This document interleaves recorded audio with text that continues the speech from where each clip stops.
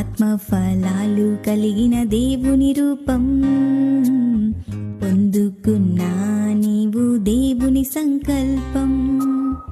ఆత్మఫలాలు కలిగిన దేవుని రూపం పొందుకున్నా నీవు దేవుని సంకల్పం.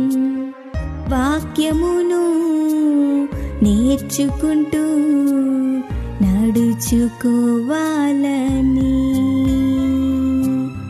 ఆ దేవుని సహనం నీవైనా ప్రకటించాలని.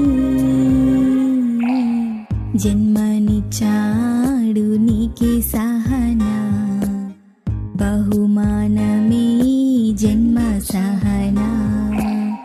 జన్మనిచ్చా